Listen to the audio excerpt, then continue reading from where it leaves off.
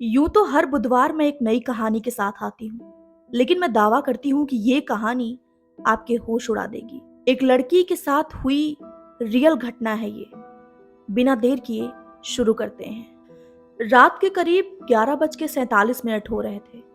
बारिश अभी रुकी ही थी और सड़क पर लगे पीले स्ट्रीट लैंप ऐसे चमक रहे थे जैसे मानो सड़क पर किसी ने छोटी छोटी आग लगा रखी हो। मैं बस स्टैंड पे अकेली खड़ी थी। मुझे उस रात किसी भी हालत में घर पहुंचना था। तभी दूर से एक बस की हेडलाइट दिखी। बस धीरे धीरे सामने आकर रुकी। उस पर लिखा था रूट नंबर 17, आखिरी बस। बस का दरवाजा खुला। ड्राइवर ने मेरी तरफ देखा और मैं बिना कुछ बोले बस के अंदर चढ़कर बैठ गई।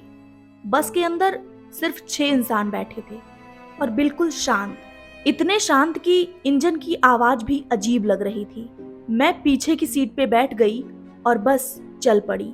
करीब 10 मिनट बाद मुझे ये एहसास हुआ कि इस बस में कुछ अजीब बात है। उस बस के अंदर जितने लोग थे उसमें से किसी के फोन से कोई आवाज नहीं आ रही थी। कोई एक दूसरे से या मुझसे बात भी नहीं कर रहा था और ना तो एक दूसरे की तरफ देख रहा था। सब लोग बस सामने देखे जा रहे थे। तभी मैंने एक बुजुर्ग से पूछा, अंकल ये बस शहर वाले रास्ते जाएगी ना?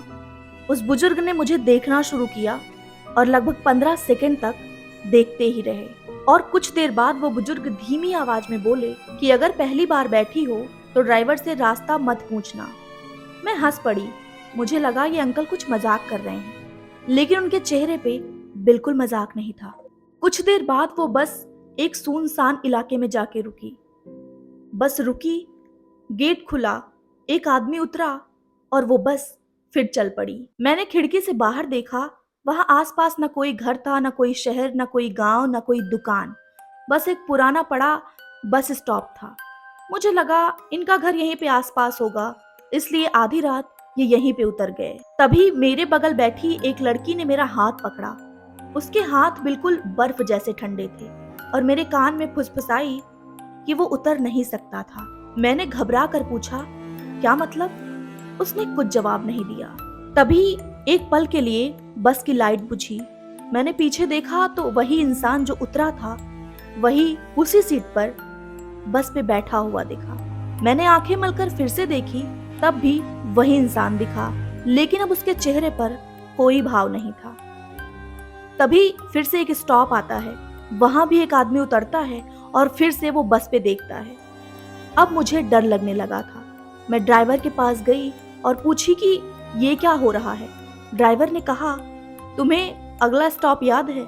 मैंने कहा नहीं। ड्राइवर ने कहा, यही तो समस्या है। बस अचानक तेज हो गई। मैंने खिड़की से बाहर देखा।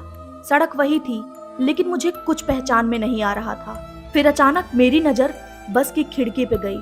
कांच में मेरा रिफ्लेक्शन दिखाई दे रहा था, लेकिन मेरे पीछे बैठे सारे लोग नहीं दिखाई दे रहे थे। मैंने तुरंत पीछे देखा, सारे लोग बैठे थे, लेकिन फिर मैंने कांच में देखा, कोई नहीं दिख रहा था। मैंने अपना फोन निकाला, कोई नेटवर्क नहीं था। 64% बैटरी थी। मैंने समय देखा, 12:13 हो रहे थे। मुझे याद आया कि बस पे चढ़ते समय 11:47 हो रहे थे और अभी 12:13 थे और यात्रा का कुल समय लिखा था 3 घंटे। स्क्रीन पे देखा मैंने और फिर ड्राइवर से कहा कि ये स्क्रीन पे गलत समय लिखा हुआ है। ड्राइवर चुप रहा और बस की छत पे इशारा किया। मैंने देखा तो आईने में कुछ भी नहीं दिख रहा था। पीछे बैठा हुआ कोई व्यक्ति नहीं दिख रहा था। फिर जब मैंने पीछे देखा तो फिर सब दिखाई दे रहे थे। तभी वो जो लड़की मेरे पीछे बैठी थी वो मेरे पास आई और कहा कि अब समझी, हम सब बहुत पहले उतर चुके थे।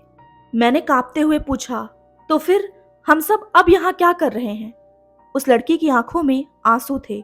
वह बोली, किसी को तो आखिरी बस पूरी करनी होती है। अचानक से बस की सारी लाइट्स बंद हो गई।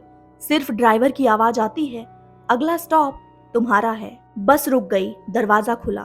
मैंने देखा बाहर एक बोर्ड पर मेरा नाम लिखा हुआ था। मैंने ड्राइवर से पूछा घबरा कर कि यहाँ पे मेरा नाम कैसे लिखा है।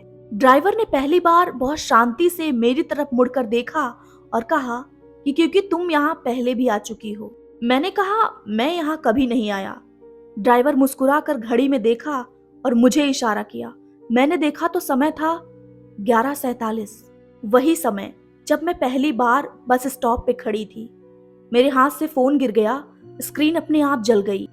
उसमें एक पुरानी वीडियो खुल गई, वही बस, वही सड़क, और वह वीडियो रिकॉर्ड करने वाली मैं थी।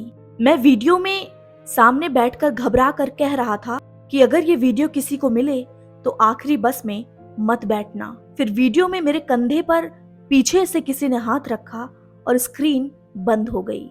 लेकिन अब मुझे सब याद आने लगा। 1 साल पहले इसी सड़क पे एक बस दुर्घटना हुई थी जिसमें कई लोग मारे गए थे, और उस हादसे की खबर में एक नाम मेरा भी था। लेकिन मैं तो जिंदा हूं। ड्राइवर ने कोई जवाब नहीं दिया। बस की सारी खिड़कियां एक साथ काली हो गई और बस में बैठे सारे यात्रियों ने मुझे एक साथ देखा। सबके चेहरे पे एक जैसी मुस्कान थी। ड्राइवर ने कहा, तुम जिंदा नहीं हो। मेरे कानों में बस की आवाज गूंजने लगी। अचानक मेरी आंखें खुली। मैंने देखा मैं अस्पताल में थी। मेरे परिवार वाले मेरे पास खड़े थे। मैंने घबरा के पूछा, मैं यहाँ कैसे? माँ रोने लगी। पुलिस वाले बोले, तुम्हारा एक्सीडेंट हुआ था, तुम 3 दिन से बेहोश थे। मैंने राहत की सांस ली। फिर मैंने सबसे पूछा कि बस कहाँ है? सब ने कहा, कौन सी बस? मैंने कहा, रूट नंबर 17। पुलिस वाले का चेहरा बदल गया। उसने कहा, रूट नंबर 17 बस तो 1 साल पहले ही बंद हो चुकी है। मेरे हाथ पैर ठंडे पड़ गए। मैंने अपना फोन खोला और देखा तो उसमें एक नई वीडियो थी।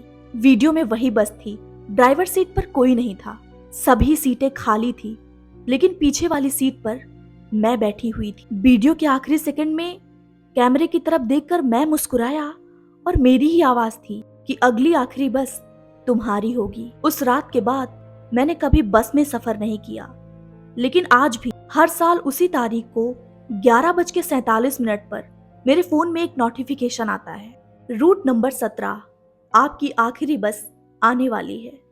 और सबसे अजीब बात यह है कि मैंने आज तक उस नंबर को कभी सेव नहीं किया, लेकिन वो नंबर मेरा स्टेटस देखता है। और एक मैसेज और आता है कि इस नंबर के विषय में कुछ भी पता करने की कोशिश की तो तुम्हारे साथ कुछ गलत हो सकता है। और उसी रात के बाद सुबह उस नंबर से एक कॉल आती है। नंबर ना सेव होने के बाद भी लिखा होता है, ड्राइवर कॉलिंग। तो ये एक रियल हादसा है जो एक लड़की के साथ हुआ था, जिसने मुझे सब कुछ ईमेल किया था। अगर ऐसी स्टोरीज और सुननी है, हकीकत से भरी, वास्तविकता से भरी, तो इस चैनल को जरूर सब्सक्राइब करें।